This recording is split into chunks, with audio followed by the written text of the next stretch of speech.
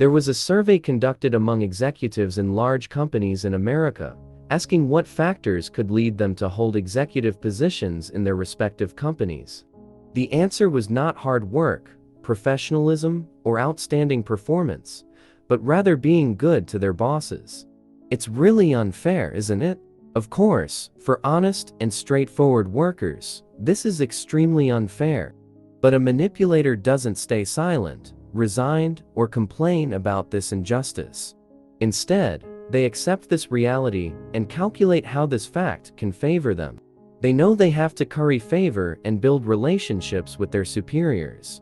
And that's our lecture for the third episode, about favoritism. In this episode, I will mention a lot about friendship and closeness. But before that, let me explain the difference between friendship and closeness. When your friend has a business idea, they will first offer it to family, partners, and close friends, or their closest people. And if they reject this offer, then it will be given to you. And when your friend offers you a business proposition, they do so based on the fact that you are their friend. But when friends, family, or partners show interest in the offer, your friend will redirect their offer to them. Like in the previous episode, because in the end, a friend remains just a friend. And again, this is a fundamental human trait that is always driven by emotions. And human closeness to other humans can sometimes lead them to make irrational decisions. Even a seasoned businessman, who has experienced the ins and outs of the business world, often makes decisions without rationality and relies more on favoritism. For example, a coffee collector whose scale is already national class and has even exported to several countries. When I worked with him, I saw a strange phenomenon, in my opinion. He, who is stubborn, always logical, and profit-oriented, actually makes decisions based on favoritism. For example, when he wanted to open a new distributorship in a city, for its marketing, he actually didn't seek help from someone more experienced, like consulting with his business consultant, or directly contracting with marketing companies or outsourcing, but instead asked for help from his friend, who actually had no business background at all. Another example, when there was an issue regarding expedition access to transport coffee seeds in rural and mountainous areas. We needed trucks and pickup trucks that were still powerful enough to traverse extreme terrain. Here, he should have hired professional services or local residents, but instead, he gave this job to his son's girlfriend, who was still a student. And of course, this job failed miserably. Because favoritism is easily exploited, manipulators who can position themselves as everyone's favorite, their careers will advance far in the office. And there are three techniques usually employed by manipulators to build bonding or closeness with those around them. The first is smiling. Smile as naturally as possible. Now, try to remember three people you know who are very popular in their environment. You will immediately realize that these three people often smile. Because these people indirectly realize that a smile can make people around them feel more comfortable and make them appear friendly. However, you must also realize, and have a little denial, that a smile isn't that special. Indeed, a forced smile actually makes people look suspicious. So, what I mean by smiling as naturally as possible is someone who can produce a warm and natural smile. Not someone who forces their smile and actually makes people around them feel uncomfortable and suspicious. If a smile can make someone appear warm and also make others seem suspicious, where's the difference? The difference lies in how they smile. Usually, manipulators smile when and after they say what they mean. So the key, usually they do it like this: smile when you take a breath and are about to say something.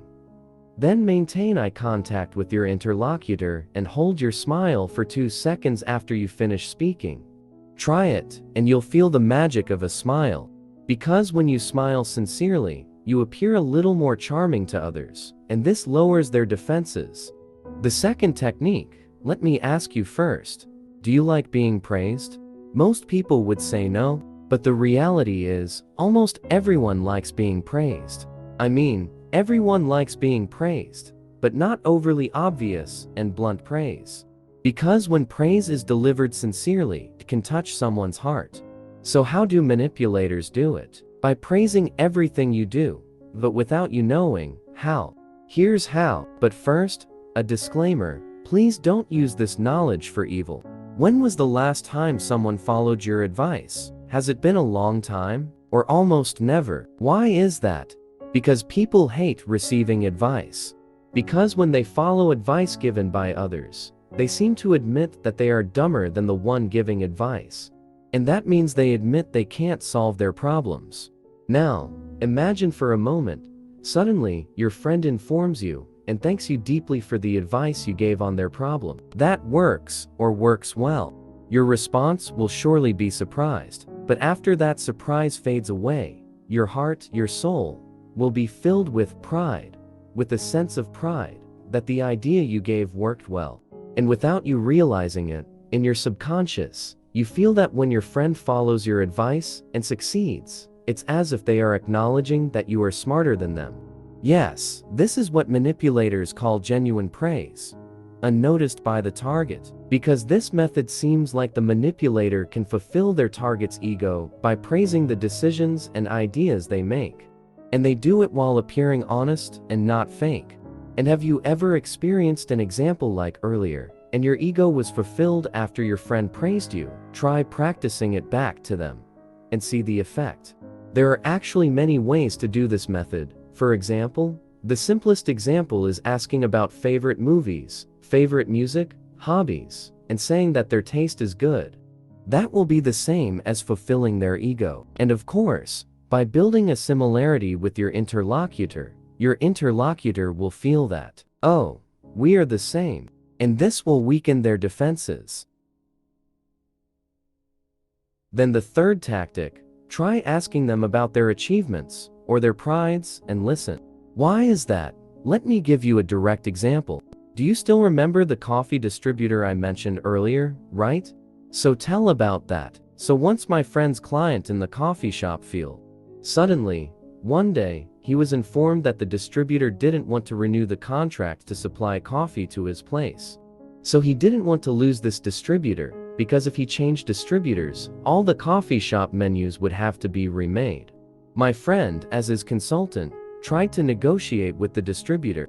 My friend had prepared a lot of questions, a lot of ways to how to make that negotiation deal, find a bright spot, and benefit us. When my friend went to his office, my friend was surprised, because the figure, a great businessman whom my friend usually met, was neat and looked smart. But this gentleman was not at all. He had long hair, tattoos, tall and big, and moreover, his welcome was not very warm. My friend, who was already intimidated from the start, couldn't execute the plans that my friend had made before coming there. My friend couldn't negotiate as my friend should have. And because of the confusion, my friend searched for topics, and finally my friend found a simple topic. My friend asked him like this, "Sir, how did you manage to have such a large coffee industry?" And unexpectedly, this question fulfilled his ego. Afterwards, for 2 hours, the gentleman told about how his efforts and how much sacrifice he made to make his industry this big. He told everything with pride. After finishing the story, he invited my friend to lunch, and at that moment, he signed a contract to continue his distribution to my friend's client's coffee shop. Plus, he contracted my friend to be his business consultant. At that time, my friend also didn't realize that the power of favoritism was so powerful. Because the negotiation went very well, but not because of my friend's greatness, not because of my friend's extraordinary skill, but because the gentleman liked my friend. Just because my friend could fulfill his ego with a simple question. Therefore, whenever you meet someone new, ask them what their profession is.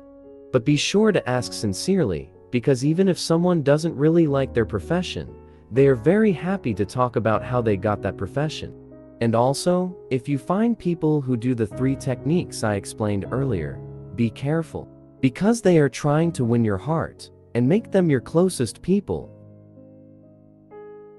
Okay, that's all for our material today. For those of you who feel manipulated or have manipulated, please comment in the comment column, and the most interesting comment will be discussed in the next video. Thank you, and see you at the top.